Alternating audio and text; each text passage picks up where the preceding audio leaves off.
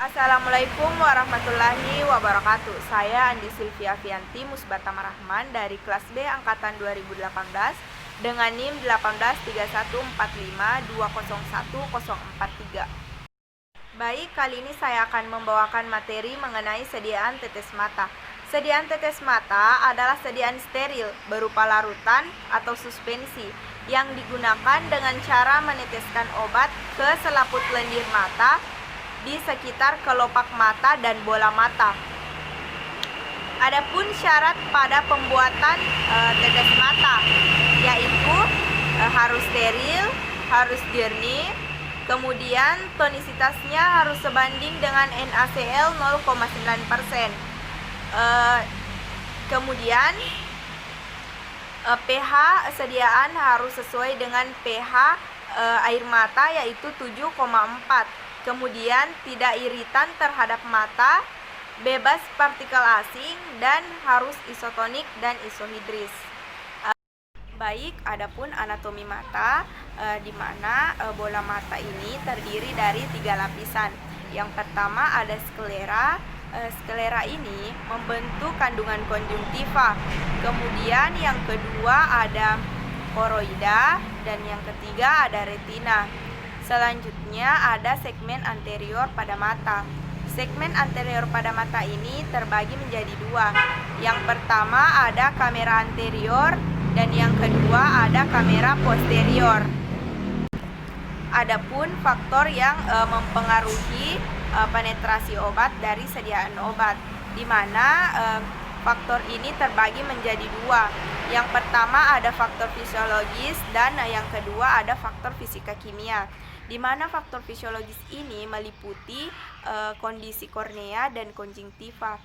Kemudian faktor fisika kimia ini meliputi yang pertama itu ada tonisitas, yang kedua ada peranan pH, yang ketiga ada peranan konsentrasi bahan aktif, yang keempat ada kekentalan, dan yang kelima ada surfaktan.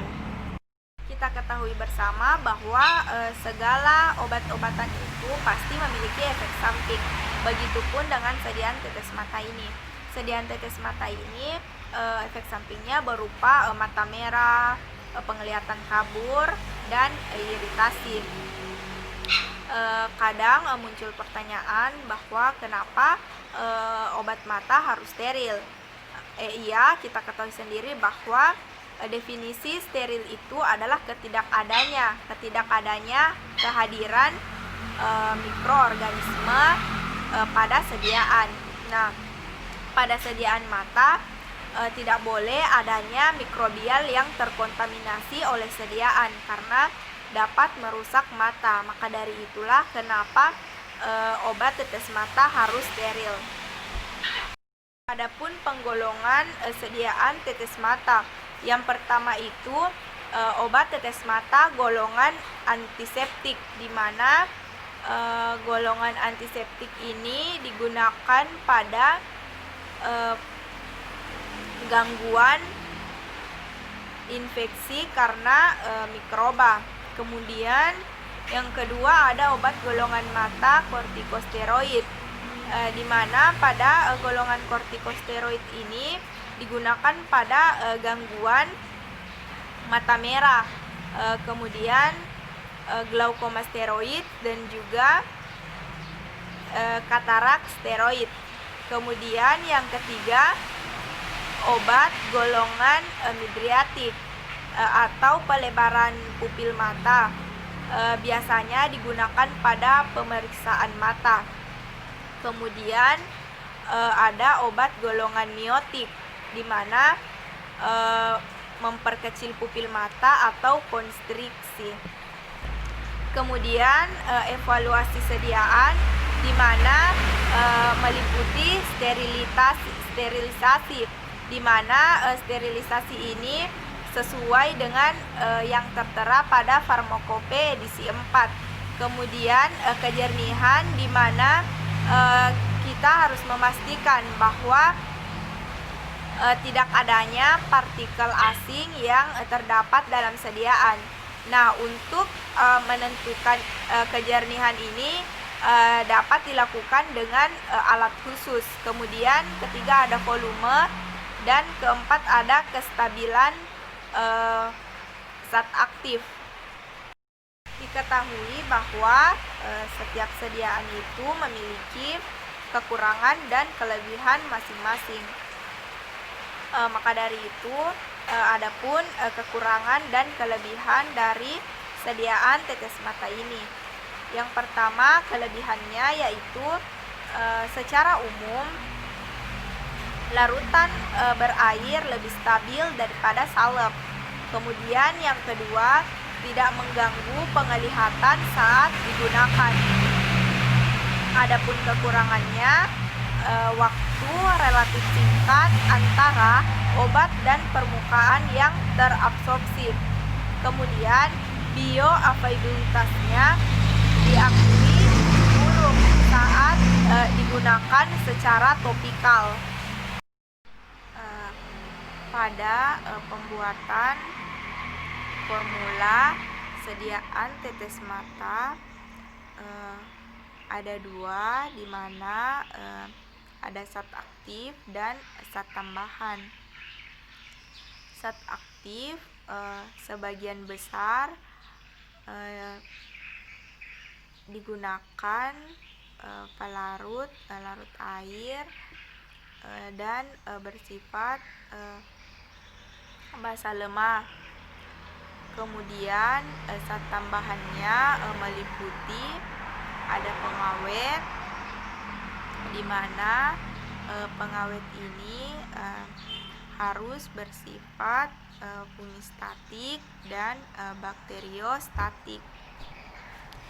Kemudian non-iritan terhadap mata, kemudian compatible terhadap zat aktif dan bahan tambahan lainnya. Adapun pengisotonis, antioksidan, ada pendapar, di mana pendapar ini bertujuan untuk mengurangi rasa salut, kemudian menjaga stabilitas obat dalam larutan. Kemudian adapun surfaktan, di mana surfaktan ini berfungsi sebagai zat penetrasi.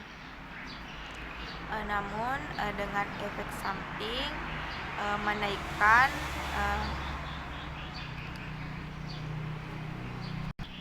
kelarutan, kemudian menaikkan penetrasi ke dalam kornea dan jaringan lainnya. Kemudian memperlama tetapnya obat di dalam konjungtiva dalam pengenceran obat oleh air mata. Mata ini efek sampingnya berupa mata merah, penglihatan kabur, dan iritasi. Kadang muncul pertanyaan bahwa kenapa obat mata harus steril. Iya, kita ketahui sendiri bahwa definisi steril itu adalah ketidakadanya kehadiran mikroorganisme pada sediaan. Nah, pada sediaan mata tidak boleh adanya mikrobial yang terkontaminasi oleh sediaan karena dapat merusak mata. Maka dari itulah kenapa obat tetes mata harus steril. Kemudian saya akan membahas salah satu kelainan atau penyakit pada mata yang akan saya bahas, yaitu penyakit atau kelainan glaukoma. Di mana glaukoma adalah penyakit atau kelainan pada mata yang dicirikan dengan rusaknya saraf optik pada mata karena adanya peningkatan tekanan di bola mata. penyakit atau kelainan glaukoma ini adalah bukan penyakit atau kelainan yang menular. Namun glaukoma ini adalah penyakit atau kelainan yang berasal dari turunan. Glaukoma terbagi menjadi dua, yaitu glaukoma sudut tertutup dan glaukoma sudut terbuka. Glaukoma sudut terbuka adalah penyakit yang bersifat progresif. Kemudian glaukoma sudut tertutup terjadi secara cepat. Glaukoma dapat diobati dengan cara minum obat ataupun tetes mata untuk meringankan atau mengurangi tekanan osmotik di dalam bola mata. Namun dapat juga dilakukan tindakan lain, yaitu operasi, baik operasi laser maupun operasi konvensional. Untuk menghindari iritasi, maka sediaan diharuskan penyesuaian pH terhadap air mata, kemudian penyesuaian isotonis terhadap air mata, kemudian viskositas cairan mata, di mana viskositas cairan mata ini bertujuan untuk agar larutan mata ini tidak cepat dihilangkan oleh air mata, serta dapat memperlama kontak pada kornea agar hasil terapi atau pengobatan lebih besar. Kemudian adapun cara pemakaian pada sediaan tetes mata, di mana yang pertama cek botol, kemudian cuci tangan dengan bersih agar dalam penggunaan sediaan ini tetap steril dan aman dari mikroorganisme. Kemudian kocok botol sediaan dengan pelan, kemudian tekan saat meneteskan pada kelopak mata. Adapun beberapa sterilisasi pada sediaan. Yang pertama ada sterilisasi uap, di mana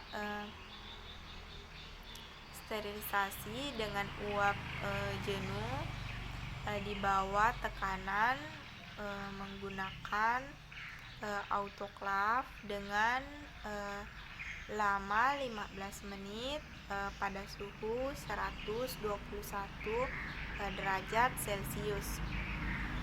Kemudian ada sterilisasi panas kering,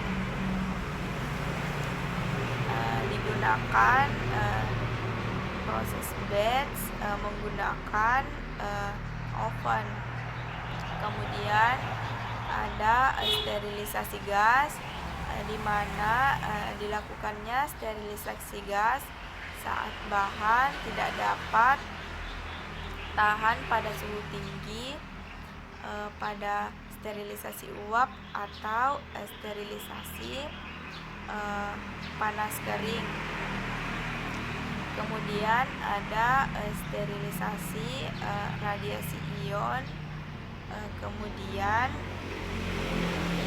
ada sterilisasi dengan penyaringan, di mana sterilisasi dengan penyaringan ini digunakan apabila bahan labil terhadap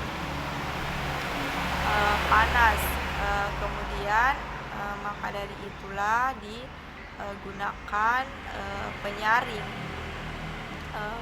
untuk dapat menahan mikroba. Pada penggunaan sediaan tetes mata, di mana pada etiketnya tidak boleh lebih dari 1 bulan apabila tutup telah dibuka, karena dapat mengakibatkan sediaan terkontaminasi dengan bebas. Maka dari itu sediaan tetes mata digunakan zat aktif atau bahan tambahan lain yang sesuai agar dapat menghindari atau terhindar dari kontaminasi mikroorganisme. Pada sediaan tetes mata juga meliputi stabilitas obat, di mana stabilitas obat ini suatu keadaan yang mencakup kadar obat yang berkhasiat, di mana obat dapat bertahan relatif lama apabila stabilitasnya baik dan tidak akan berubah meskipun lama. Apabila berubah, maka perubahannya masih dengan wajar, sesuai dengan syarat yang telah ditentukan. Selanjutnya, wadah pada sediaan ini, di mana wadah pada sediaan ini dikemas dengan menggunakan gelas dosis ganda yang ditujukan untuk individu, di mana wadahnya harus steril baik pada pengisian maupun penutupan. Kemudian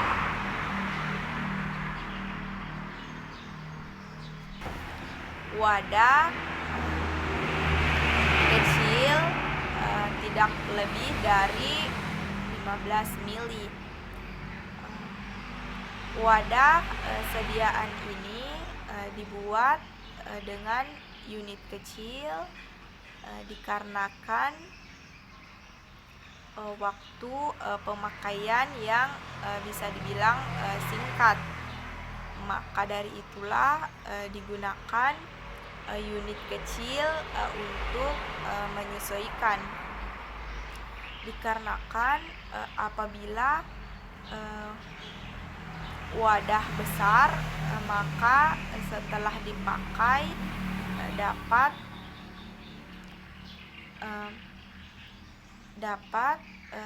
ada sisa, di mana sisa ini saat disimpan maka dapat mengakibatkan kontaminasi oleh mikroorganisme. Maka dari itulah digunakan wadah unit kecil. Baiklah, sekian dari saya. Kurang dan lebihnya mohon dimaafkan. Wassalamualaikum warahmatullahi wabarakatuh.